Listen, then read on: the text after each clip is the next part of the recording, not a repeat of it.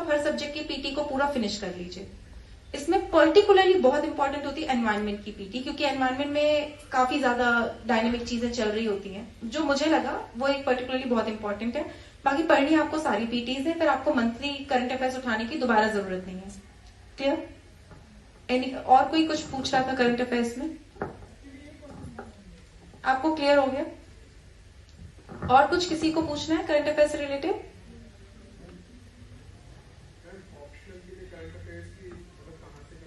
Optional के लिए आप जैसे जैसे पढ़ते जा रहे हो, क्या ऑप्शनल है आपका? सोशियोलॉजी तो मेरा भी ऑप्शनल था, तो मैं ज्यादा अच्छे से बता सकती हूँ। जो जनरल करंट अफेयर्स चल रहा है इज सफिशिएंट।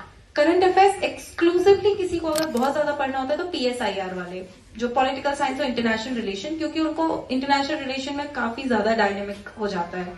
सोशल इश्यूज में उतना डायनेमिज्म नहीं है। रेगुलर करंट अफेयर्स से काम चल जाएगा आपका, बिल्कुल। कुछ भी एक्स्ट्रा? हाँ पूछिए।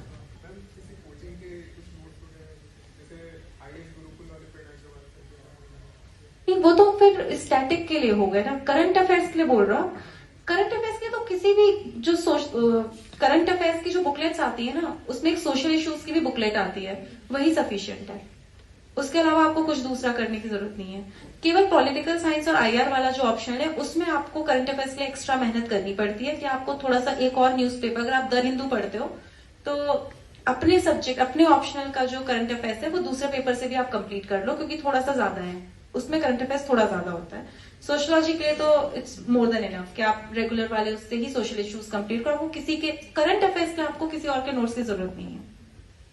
और मैंने क्योंकि विजन की मैगजीन पढ़ी थी, ऑनलाइन अवेलेबल है, फ्री ऑफ कॉस्ट है। आपको कोई और अच्छी लगती हो तो आप कोई दूसरी भी पढ़ सकते हो, टोटली योर चॉइस। और अगर आप उस टाइप के व्यक्ति हैं कि आपको अपने ही नोट्स से पढ़ने की आदत है, तो आप अपने नोट्स भी बना सकते हो। मतलब वो मुझे बहुत टाइम कंज्यूमिंग लगता था, तो मैं अपना एक्सपीरियंस शेयर कर रही हूँ कि मैंने क्या किया था। और कोई करंट अफेयर्स से कुछ पूछना चाह रहा है? फिर नेक्स्ट सब्जेक्ट पे आते हैं, हिस्ट्री। टोटली स्टैटिक सब्जेक्ट है, इसमें कुछ करंट अफेयर्स से लेना देना नहीं है, अंटिल की कुछ नया आ जाए या कोई नया आर्टिकल आ जाए गांधी की फिलॉसफी पे या डॉक्टर अम्बेडकर की फिलॉसफी पे, कोई आ गया ऐसा क्वेश्चन जो हमारी हिस्ट्री से संबंधित है। उसके अलावा ऑलमोस्ट स्टैटिक है।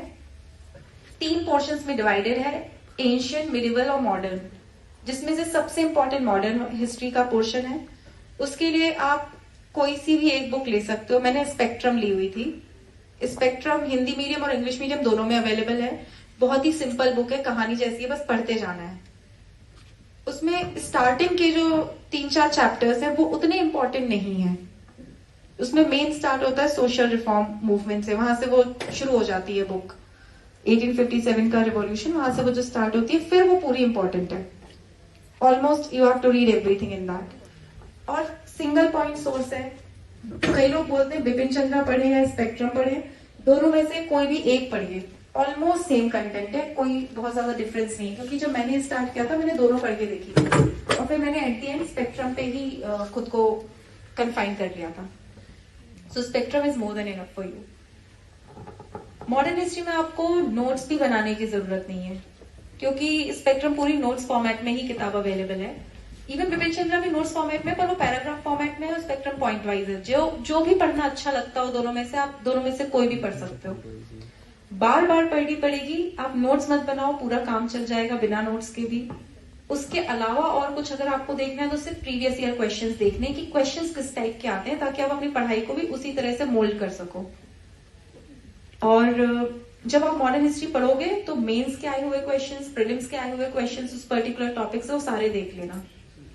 ये काफी लो हैंगिंग फ्रूट है, चाहे आप प्रीलिम्स के लिए देखो या मेंस के लिए, क्योंकि क्वेश्चंस यूजुअली डायरेक्ट ही आते हैं। अगर अच्छे से पढ़ रखा होगा तो वो आ जाएंगे आपको समझ में। फिर मिडिवल हिस्ट्री रिलेटिवली कम इंपॉर्टेंट है। कम इंपॉर्टेंट इसलिए कि क्वेश्चंस जो मैंने एनालाइज किया था तो कम क्वेश्चंस आते हैं उसमें से, ज्यादातर क्वेश्चंस आपको मिलेंगे मॉडर्न हिस्ट्री के।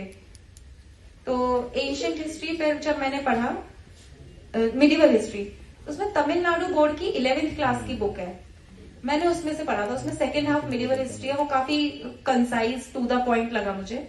अगर आप हिंदी मीडियम से हो तो वो बुक एक्चुअली बहुत सिंपली लिखी हुई है। अगर आप उसको पढ़ोगे तो आपको समझ में आएगा कि it is very simple English, मतलब जो रोजमर्रा की हमारी इंग्लिश होती है वही वाली इंग्लिश उसमें यूज हुई है। तो आप अगर हिंदी मीडियम से हो तो आप